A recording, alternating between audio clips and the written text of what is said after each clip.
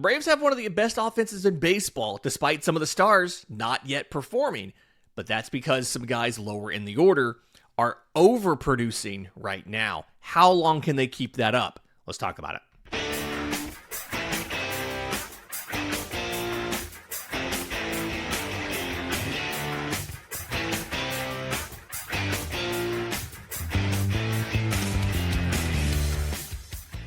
Yes, welcome on into Braves Today, your daily source for news, notes, and updates on your Atlanta Braves. I'm your host, Lindsay Crosby. You can follow me on social media at Crosby Baseball, and you can find all my written work, bravestoday.com. That's the Braves Today Substack, as this is both a podcast and a newsletter.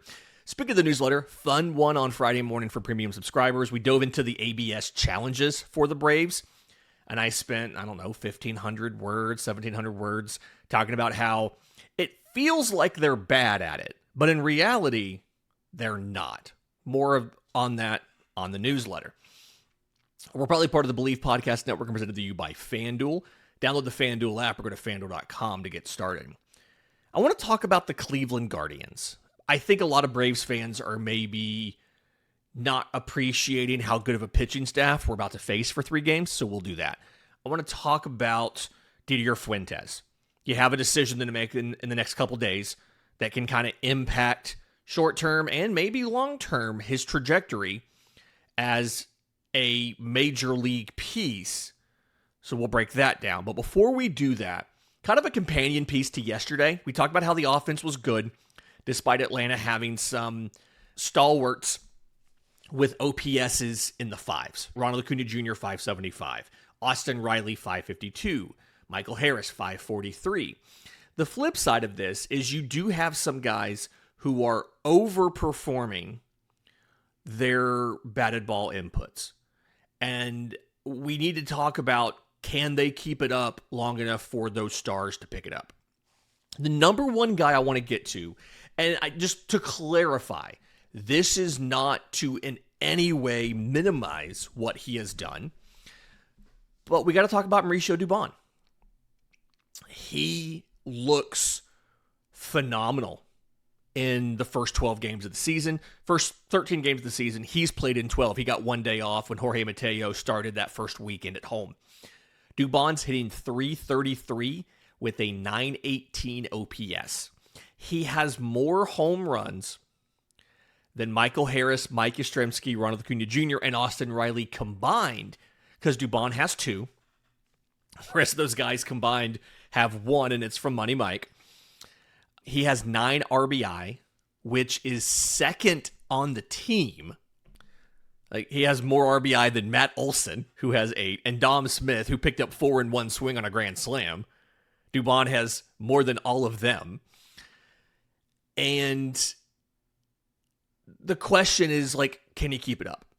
So when you look at the batted ball profile for Mauricio Dubón versus what he's actually been able to do, versus the line he's actually put up.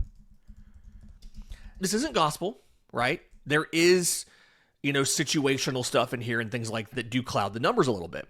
But Mauricio Dubón is not walking a ton, right? 4.3% walk rate, but he's doing good at not striking out. 17% walk rate, that's 77th percentile. He is still chasing a lot. 33% chase rate on the season is 29th percentile in baseball. But he's making a lot of contact. It's like 18% whiff rate, which is top 15% in baseball, if I read that right. And he's doing a good job about when he does make contact, he's pulling the ball in the air. 18.9% pull rate. And so he's in this weird place of the expected stats are a lot lower than his actual stats because he doesn't have a lot of situations where he's kind of hitting, weak dribblers. He's doing a good job at when he gets quality contact, he gets it in the air. But these balls are also falling at a rate that does not look to be sustainable for the entire season. Mauricio Dubón's batting average on balls in play is .371. And just for kind of context there, the league average is 293. And so he's making quality contact a lot of the time. And those balls are falling. And like, credit to him for doing that, right? His squared up rate, which is something on StatCast, now that they have bat tracking, is 39.1%, which is like 97th percentile in baseball. For context of what squared up rate is, now that we have bat tracking and we have the pitch tracking that we've had for a while in Major League Baseball, based on physics, there is a maximum attainable exit velocity on every single pitch based on your swing speed and the speed of the pitch and the break and all of that, right? Like if you're one of the slowest swingers in baseball, a 116 exit velocity is probably not achievable by you. You know, and Dubón has lower swing speed, 69.3 miles an hour. It's 16th percentile in baseball. But he's doing a good job at getting the sweet spot of the bat onto these pitches. And so the difference between the actual exit velocity and the maximum possible exit velocity for him on that pitch is smaller than a lot of other guys. I'm trying to give him credit for being a good hitter. He is getting the maximum possible batted ball profile based on his personal swing characteristics and the specific pitches he's seen. And that's part of the reason why his performance is so good. But another part of why his performance is so good is even the balls where he's not making ideal contact, they're still falling for hits.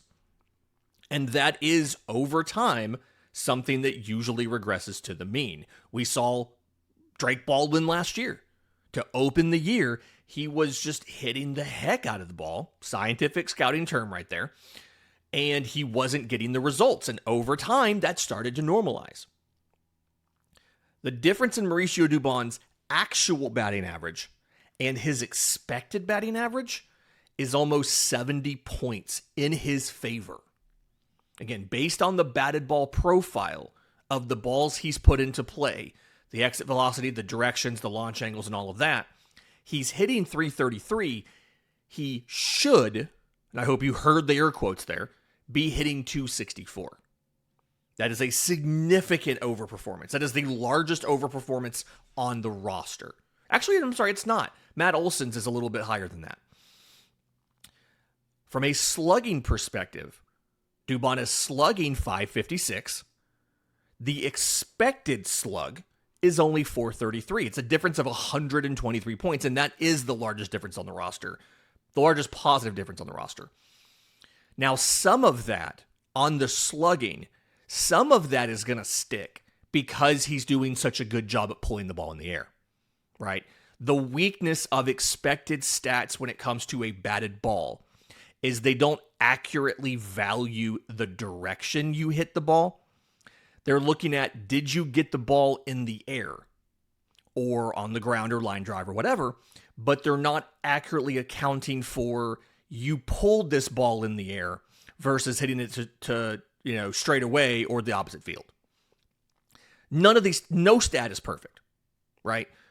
Batting average doesn't accurately capture the impact of the defense and of kind of the random variance from play to play. The expected batting average doesn't accurately detail where the defense is set up, right? Same thing with this slug. Slugging percentage, this, isn't perfect, but expected slug also is not. But when a guy outperforms everything, it's an indicator that he may regress a bit from where he currently is. I don't think any of us expect Mauricio Dubón to hit 333 the rest of the year. 264 feels like it's a little bit low, but I think the thing we just have to be mindful of here is he's hitting very, very well. It feels like some of this is sustainable. If he, in fact, can maintain a pulled fly ball rate better than league average, and there are guys who can do this regularly. Ozzie Albies doesn't have amazing bat speed, but he gets to his power, one, because he swings a literal tree trunk, but two, because he's good at pulling balls in the air. Isaac Paredes of the Houston Astros is the preeminent pulled ball merchant in baseball, which is why it's such a great thing he's on the Astros, because he could just aim for the Crawford boxes every single ding.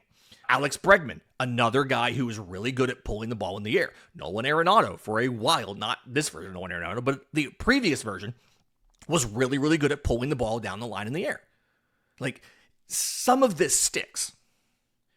But it's important to know that this is a little bit of an overperformance based on the profile of what he's put in, because he's doing those things that are sustainable, pulling the ball in the air, stuff like that. But he's also getting lucky on the balls that he's hitting where the defense should be getting to them and is not. I think that's the best way to put it, right? It's the best way to kind of encapsulate this. His WOBA, his weighted on base average, and his expected weighting on base average have almost 100-point difference between the actual and the projected. And the expected is like 315, which is actually not that good. You want to be around 350 or so. So he's at a 407 right now. He's overperforming. And there's a potential for that to regress. The other thing that's a little scary is Mike Yastrzemski has been overperforming a lot of his stuff, and he's only hitting 211. Mike Yastrzemski is hitting 211 with a 316 slug, and the expected stats, which again are not perfect, say he should be hitting 184 with a 249 slug. So when you talk about the guys that need to get going, Michael Harris, who has a massive discrepancy in all of these things. Again, expected stats, he should be hitting 284 with a 572 slug, and instead, he's hitting 213 with a 298 slug, right? He's one of those guys that should be performing a lot better. Ronald, hitting 204 with a 265 slug. He should be hitting 259 with a 515 slug. Like, this all kind of, you're being carried by guys, the guys who were underperforming their profile are being carried by the guys who were overperforming. And I have faith that Ronald Acuña Jr. is going to get going. It's in there. I wrote a whole piece on Thursday for BravesToday.com about how Austin Riley is starting to get back to where he should be. And how he's going to start performing as well. Which is good because, again, Mauricio Dubon's going, if he keeps up this batted ball profile, he is going to outperform a little bit, but not this much. Not a 333 average, not a 556 slug. And so I think it's important that we understand, hey, he's been fantastic this year. His defense is legitimately awesome. Taylor wrote a great piece Thursday night at Braves Today, giving Mauricio Dubón his flowers for the defense, for the offense, for everything. But it's important to know that this is not necessarily entirely sustainable. So you need to get those other guys going. And then Mike Yastrzemski, you got to figure out what's going on. Because again, he's overperforming and it's still bad. If you were curious, by the way, Drake Baldwin is almost exactly the same between expected and actual. He's earned everything he has. He's hitting 321. The expected batting average is 317. He's slugging 623. The expected is 637. His WOBA, weighted on base average, the actual was 448. The expected's 435. He's earning everything he's doing right now. And he legitimately, like I wrote a couple weeks ago, looks like he could be the best offensive catcher in baseball. In just a minute, let's talk about Didier Fuentes. There's a decision that needs to be made here about whether you call him up now or you wait until he's ready to stick in the rotation. We'll break that down next, right here on Braves Today. But first, and for the final time, Today's episode is brought to you by our friends at IQ Bar, our exclusive snack, hydration, and coffee sponsor. IQ Bar protein bars, IQ Mix hydration mixes, IQ Joe mushroom infused coffee. It's the delicious low sugar brain and body fuel you need to win your day.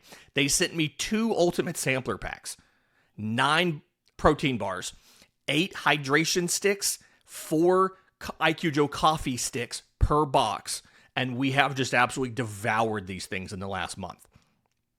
The plant-based protein bars, really good snack choice, plenty of protein, tons of fiber, no added sugar. The hydration sticks, it's a zero sugar drink mix with electrolytes, kind of helps you with your clarity, improves your mood, all that stuff. And the mushroom infused coffee, 200 milligrams of natural caffeine, 4 fantastic flavors to transform your morning routine. And through the weekend only, as I understand it, IQ Bar is offering Braves Today listeners 20% off of all IQ Bar products, including that ultimate sampler pack, plus free shipping. To get that 20% off, text MLB to 64000. That's MLB to 64000. That's MLB to 64000. Messages and data rates may apply. See terms for details. Let's talk about Didier Fuentes, because I think it's time to have a conversation about the best and highest use of what he can do. So we all know he was terrible last year in the majors. He was not ready to be a major leaguer. He looked fantastic in spring, 13 2/3 innings, 1 run on 2 hits, which if I remember right, the run came in the final inning he pitched in spring. He pitched the equivalent of a shutout. Or I think it was maybe a no-hitter, actually, if I remember right from when I did that show. And that very last game is when that very last inning is when he gave up a run. Struck out 18 guys in 13 2/3 with 1 walk. He got 1 appearance in Atlanta on that opening weekend. He pitched 4 innings with 1 run on 2 hits, 1 walk, 4 strikeouts. And then he went down to Gwinnett. He's made a couple starts. He's made 2 starts for Gwinnett since then. No runs on 3 hits, 5 walks to 15 strikeouts in 9 2/3 innings. And the decision that needs to be made on Didier Fuentes is today's the 11th day that he'll be in the minors. 11th day he'll be in the minors. You can call him back up without an injury at 15 days. At 20 days in the minors, he will officially have used that option, which means he will be in his second option year, having not yet turned 21 years old. So what the Braves need to decide, the question that needs to be figured out in the next 4 or 5 days, by the beginning of next week, what makes more sense? Call him up to the majors and let him work out of the bullpen to preserve his option, or I guess let him start and piggyback him with Martin Perez or Jose Suarez or whoever. You have to get rid of one of those guys to bring him up. Or 2, leave him in the minors until he is ready to come up as a starter and stay in the majors. That's the decision you have to make. And there's pros and cons on both. I think the argument to leave him in the minors is that even in his 2 starts in AAA, he has thrown 61% four-seam fastball. It is very, very high reliance on one pitch. And let's be clear, his four-seam fastball is a very good four-seam fastball. From a velocity perspective, 97 miles an hour. The expected batting average in AAA on this pitch, 0.95 batting average, of 149 slug. He's put up a whiff rate of almost 40% on the four-seam fastball. But from a shape perspective, it's not the same thing as the Spencer Strider fastball that let him do this. Spencer Strider's fastball in his I'm going to call it his breakout 2023 season as a starter, when he was throwing his fastball, this much, he was at 59% fastball usage. He also averaged 97.2. I think Fuentes is at 97.1 technically. But the difference here was the movement profile of Strider's fastball that season was elite. 18 inches of induced vertical break, which is better than average. And because of it, the fastball was, I'm not going to say untouchable, right? He did give up stuff here.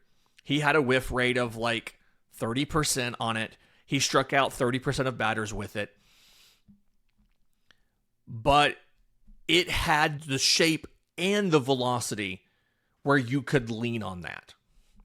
And Fuentes, facing AAA hitters, has had a better whiff rate on his four-seamer than Strider had in that season in the majors. But when guys have made contact with it, it's a 40% hard hit rate. The slider for Fuentes is kind of a similar thing where, just like Strider had that slider, Fuentes has, he's throwing it high 80s. It's like, I think it averages 87 miles an hour. It does grade out well by Stuff Plus. Like the Stuff Plus on the four-seam fastball is like a 94 because the shape is below average. Slightly. Some of that could be the differences in small samples and all that stuff. The slider's a 105, but it's also, from a movement perspective, not as dominant as Strider's was in 23. And so when you compare, when you say, well, Strider did it in 23, so Fuentes can do it now, I think the two things you have to think about are, one, it's a similar profile as far as pitch velocity and pitch mix, but from a movement perspective, Fuentes is not yet where Strider was that season. And then two, the league has gotten better at those high vert up in the zone fastballs to the point where the big adjustment we've seen in the league over the last year and a half has been guys throwing multiple fastballs because it's now harder in 2026 to lean on an average shape-wise, above average velocity-wise four-seamer than it was back in 2023. Like, I think that's the other part of this that people forget. There's an argument that, hey, you got to leave him in the minors to get more comfortable and consistent with the splitter. He's thrown it 6% of the time in AAA. If I read this right when I pulled the StatCast data, nobody's put it into play yet. Nobody's hit it yet. But he's also not using it that much. He's got a surprisingly high spin rate on it too, like almost 2,000 RPM. It's like right below his four-seamer, which is odd because for a splitter, you typically want these things to be under 1,000. Hurston Waldrop's splitter is like 600 and something RPM. Fuentes is like 2,000. And when you look at his minor league StatCast card, and shout out to my friend over at Prospect Savant for getting this for us. He, kind of ran that, sent it over to me. When he gives up contact, it's hard hit contact. Because again, the shape of that four-seam fastball isn't great. The slider has a 60% hard hit rate. When he leaves it in the zone, it is susceptible. And part of the reason he has to throw it in the zone, it kind of comes back to that Hurston Waldrop issue he had last year, where he can't reliably land the splitter for a strike. And so if he gets behind, he has to come into the zone with the four-seamer and the slider. That was the issue for Hurston Waldrop.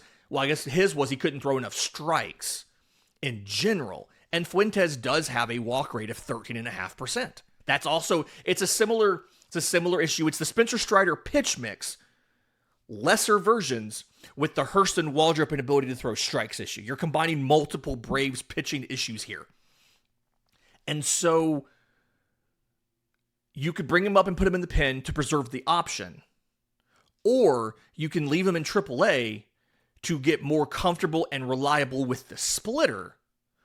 Or to see if he could add back in one of those other pitches. He was throwing a sweeper at times last year. He was throwing a standard changeup at times. I am not opposed to seeing Didier Fuentes be a four-seamer, slider, splitter changeup guy, because you'd get different velocity bands and different movement profiles on the splitter and the changeup, be a dual changeup guy. I think going into this year, there was maybe 4 major league pitchers that threw more than one off-speed pitch.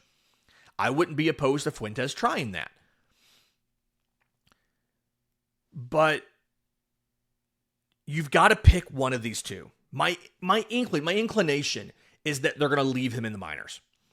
It feels like when you look at what Alex Anthopoulos has done with his pitching prospects, and I flat out asked him about this last December, one of the press conferences, and I just kind of was like, hey, what's up with this?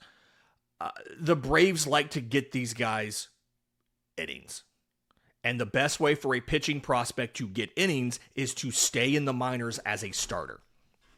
Pitch him once every 5 days, let him go 5 innings at a time, versus putting him in the major league bullpen and maybe getting him 2 here, 3 there, 4 there. You're not stretching him out that well unless you go into outings with a plan of, we're going to have Didier Fuentes throw the final 4 innings, which is an odd kind of way to handcuff yourself going into a game.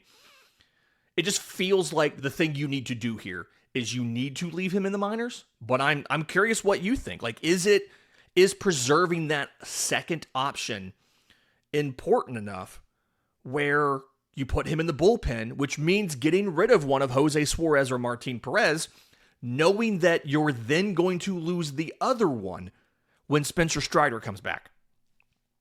So Strider and Fuentes, from a talent perspective, are better than the combination of Jose Suarez and Martin Perez. But can you get the development time you need with Fuentes when he's pitching out of the pen, once or twice a week? Let me know what you think. I'm curious. I genuinely don't know what the Braves should do here. So let me know what you think. I can see the argument for both. I'll probably get mad at either way they decide to handle them. So that'll be fun. But we'll talk about it whenever it finally comes up, if it does. Again, you can't call him up for 5 days. But you have a 5-day window where you can call him up and leave him in the majors, and you don't use that second option year. Let me know. In just a second, let's talk about the Guardians. This is, I think, a little bit of an underrated team. We'll do that next, right here on Braves Today. But first, today's episode is brought to you by our friends at Grand Slam Getaways. If you've dreamt of the ultimate baseball road trip, this one's for you. Grand Slam Getaways offers bucket list baseball bus trips designed for fans who love the game and want to travel in style. All of these trips depart from Atlanta. They include at least 2 Braves road games, with field-level tickets, 3-star hotels, daily breakfast, a full slate of ballparks, and other activities like the Louisville Slugger Museum, the Bull Durham filming locations, appearances by former MLB players, giveaways, all of that kind of stuff. Lots of different ways you could work this out. Parent-child summer vacation. Maybe you're just a baseball fan and this is how you want to spend your summer vacation you get every year from work. Maybe you're retired and you're like, hey, I can do both of these. Why not? There's 2 remaining trips to choose from. June to the Midwest, July to the Northeast. Again, all timed up to match up with Braves road games and other contests with other teams in notable ballparks on the route. So reserve your spot now with a small deposit. Head to grandslam-getaways.com to get more information and to make this summer a Grand Slam. That's grandslam-getaways.com to let the baseball adventure begin. Welcome back to Braves Today. Lindsay Crosby. Let's talk about the Guardians, because Braves have 3 with them this weekend in Truist Park. They're wearing the City Connects, the new City Connects, for all 3 games. Personally, I have never smashed by on a hat faster than I did on that one. Bought it yesterday morning as soon as it was available in MLB Shop. It's being delivered today. That's how quickly they're trying to get these things out to everybody. But the matchups for this weekend, it's going to be a really interesting, it's not the ideal rotation alignment for the Braves, right? Slade Sassoni versus Bryce Elder tonight. I feel good about that matchup. I think Slade Sassoni is probably one of their weaker starters, so that's nice. I say weak, we're going to get to in a minute. He's not actually that bad, but we're going to get there. Saturday, Parker Messick, their breakout lefty. He's been fantastic so far through his first 2 times through the order. Versus Martin Perez, so veteran lefty. But they definitely have the advantage on Saturday. And then Sunday on NBC, it is Tanner Bybee, who is their, I'm not going to call him their ace, but he's one of their 2 best pitchers, along with Gavin Williams, against Chris Sale. So that'll be a fun matchup. Chris Sale is obviously looking to rebound there, but I still think Chris Sale is a better pitcher than almost anybody he'll match up with this year. But let's talk about these guys, because I don't know if people realize about Cleveland's rotation. As of Friday morning, their pitching in general leads all of baseball in strikeouts. All of them. Their starters also lead baseball in strikeouts, and they've pitched less innings than a bunch of other people. They've pitched 67 and a third innings, which is 7th in baseball. There are some teams with really good pitching ahead of them who have pitched more innings as a rotation. The Braves rotation has pitched more. The Mariners rotation has pitched more. But nobody has more strikeouts than the Cleveland Guardians. And when you look at when you look at these guys, the thing that stands out for me for all 5 of these guys, right? You're going to miss Joey Cantillo. You're going to miss Gavin Williams.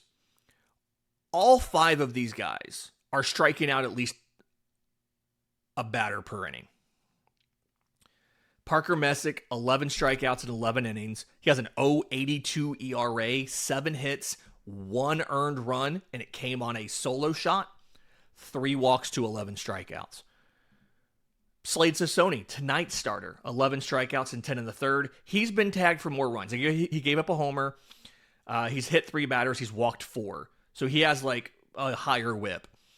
But 7 hits allowed, 6 runs. And then Tanner Bybee, 14 strikeouts and 13 2/3. It's actually a really good thing you missed Gavin Williams and Joey Cantillo. Because Cantillo has 20 strikeouts and 14 2/3. Williams has 25 strikeouts and 17 2/3. So it's a good thing you're missing those 2 guys. But still, 3 really good pitchers. And all guys that can get their own on strikeouts. The bullpen, despite having Emmanuel Clase being suspended for like making millions of dollars and yet still trying to rig individual pitches with gamblers like an idiot, they've been really good. I believe they've blown 1 save opportunity in 6 chances. Cade Smith's the primary closer. He's the one that struggled, 6.43 ERA. But like Kobe Allard, former Brave, is back there. They've got Peyton Pallette, who was a really good starter, multi-pitch guy who's now working as a reliever. Matt Festa's back there. It's an underrated bullpen, right? Like it's really good guys. Sean Armstrong, Eric Sabrowski are the setup men. Connor Brogdon's back there as a middle reliever. A lot of names that you've probably heard of that have been good. They're coming into this rested. Cade Smith hasn't pitched since Tuesday. Setup man Sean Armstrong hasn't pitched since Tuesday. Colby Allard's had like 4 days off, 3 days off, I think maybe. Bullpen's pretty rested. They used a couple guys on Wednesday, but that's it. So pitching staff, not a pitching staff you can look past. That is the strength of their team. And that's even without Hunter Gaddis, who is rehabbing. I think he might actually be due back sometime soon. You might see some injury returns in this series. In this homestand. Hunter Gaddis is rehabbing in AAA. And, he's one of their primary relievers. And then when you face the Marlins next week, Kyle Stowers is on rehab in AAA. Kind of hoping that they push him out and he doesn't make it back till after the Braves face the Marlins because Kyle Stowers is a very good hitter. But anyway, from a position player perspective, Chase DeLauter is tied with Drake Baldwin for the lead in home runs with 5. He does have 10 strikeouts. And I do think that he has slowed down just a little bit. He hit 4 of these home runs in the first 3 games of the season. He actually, knock on wood, I hope I'm not jinxing this, he hasn't homered since April 3rd. Right? He has exactly 2 hits in the last 5 games. A double and a single. He did score both times. They drove him in both times. He has 3 RBI, and he has a couple walks in that span as well. But Chase DeLauder's the young, exciting thing. Jose Ramirez is the guy you clearly have to worry about. He's only hitting 163, but it's another situation where he can get going at any time. He can pop you for homers. He can steal bags. They've gotten contributions from guys like shortstop Gabriel Arias. CJ will know on the broadcast tonight. I believe he had a grand slam the other day, if I remember right, from doing game night. It's a lineup that, like, defensively, they're always really good. Rhys Hoskins is their DH, which makes sense because he's not a good defender. He plays first base, he DHs, both of that. Kyle Manzardo is one of those, like, significant underperformers of his stats, his expected versus his actual this year. He has really, like, had some bad batted ball variance. I'm going to stop calling it luck because people have complained and I call it luck. But he's had some batted ball variance not in his favor this year. And the catchers, Bo Naylor, Austin Hedges. Naylor is the better hitter. If I remember right, Hedges is the better defender. But the thing here to know about this team is they've got a bunch of lefties. They've got like 3 switch hitters. The everyday lineup has 5 lefties. But they've got some decent guys off the bench that they can go to when they face a lefty. So Martin Perez and then Chris Sale, back-to-back lefties for Atlanta. They can throw David Fry out there. They've got a switch hitter in Angel Martinez who plays a lot of corner outfield. Like, you're probably not going to see the same lineup in 3 straight games. They're one of those teams that really move guys in and out of the lineup, give guys days off, flip guys around, all that kind of stuff. But they're all defensively really good. Brian Rocchio can play short. Juan Brito has, like, mostly second baseman, but he can cover short. There's so many pieces here that are all defensively sound. And they're usually really good contact hitters. I do think Stephen Kwan's miscast as a center fielder, but they had to do that to get DeLauder and CJ Kayfus into the corners. But offensively, they're hitting .218 as a team. And I really don't think that's going to hold. I don't think they're going to keep doing that all year. They are typically a team that has some guys with pretty decent contact ability. They're not great on power, but they have pretty decent contact ability, and they play really good defense. They're usually top 10, top 11, top 12 in stolen bases. They can run pretty well. And if I remember right from last year, they didn't get caught a ton. They stole like 130 bags. I think they got caught maybe 30 times. So it's like a 75-ish% success rate. So I don't think we need to be looking past Cleveland and thinking about Miami next week. I really am concerned that if the Braves say, oh yeah, we've got this. Yeah. Like, Cleveland could easily take 2 out of 3. Now, Braves Today sponsor FanDuel has the Braves favored in, I believe it's in 2 of these matchups. I think Saturday's the only one where they just don't have faith in Martin Perez. But like tonight, the Braves with Bryce Elder are favored by 1.5. Part of that is because Bryce Elder is tied with a bunch of other with a couple other pitchers for the best ERA in baseball right now because he added a cutter, so he's clearly going to win the Cy Young. That's how this works. But Atlanta could drop a game or 2 here. So let's hope the City Connects have a little bit of magic in them. I feel like the way that Ronald's been so hyped about these City Connects, maybe this is the weekend where he gets going. It's one of those, like, look good, feel good, play good situations. You know, shout out Dion. So I feel good about this weekend. We'll be back on Monday to break down everything that happened over the weekend. Obviously, if any major news breaks, we're just going to stop and go live. I am going to be best I can doing the scouting report for all 3 games. So we usually keep those just on YouTube. There's a lot of visuals on there. So make sure you're subscribed to the channel, hit the notification bell so you know when we go live to break down the pitchers, pitch mix wise, everything they like to do, what they throw, the status of the bullpens, right? A lot more detail than what I did today. So I'm trying to bring all the information I can find to help us be prepared as fans to watch this team as they hopefully keep their first place status throughout the weekend and continue to not lose a series, because the Braves are one of... Oh, that's a fun fact. There's only 2 teams in baseball that have not lost a series this year, and it's Atlanta and Cleveland.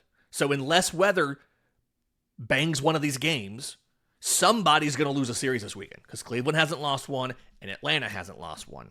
It is important to point out that Cleveland's schedule has been a little bit different from Atlanta's, right? Cleveland started off with the Mariners. They tied that 2-2 on the road. Then they went to LA and they beat 2 out of 3. They won 2 out of 3 against the Dodgers. Then they came home and they had 3 against the Cubs. They went 2-1 there. And then they hosted Kansas City and they won 2 out of 3. So we had a chance to we got to play Kansas City just like they did, but we also got the Athletics, we got the Angels. They had the Dodgers and the Cubs and the Mariners, and they've still not lost a series. So they've had some tests. Their pitching handled LA's lineup. In their 2 wins, LA scored a total of 3 runs. In Cleveland's wins, LA scored a total of 3 runs. Now, it's important to point out that the Guardians only scored, I think they scored 8 runs across those 2 games, so 4 runs a game. It's 4-1 and 4-2 were the wins, and their loss was a 4-1 loss. So, all low-scoring games, they don't score a ton of runs. This is not a fantastic offense. Their highest run total of the year, they've scored 6 runs 3 times. That's their highest run total of the year. But they also don't allow a ton of runs. I'm sorry, no, they did win 10-2 on Wednesday. My bad. I forgot about that. They won 10-2 on Wednesday. But 6 runs is usually the most you're going to get. And typically it's a 3-run, a 4-run. When they lose, it's a 2-run, it's a 1-run. They won a 2-1 game. It's mostly low-scoring stuff outside of the finale on Wednesday against the Royals. So, heads up there. The Braves can put up 5 runs. They're probably going to win the game. But can they get 5 runs off of this Cleveland pitching staff? We'll talk more about it in the scouting report. Again, make sure you're subscribed to Braves Today on YouTube. Hit the notification bell so you know when we go live to drop that. Go through all of the pitching matchups and the lineups and the bullpens and all that. Until next time, this has been Braves Today.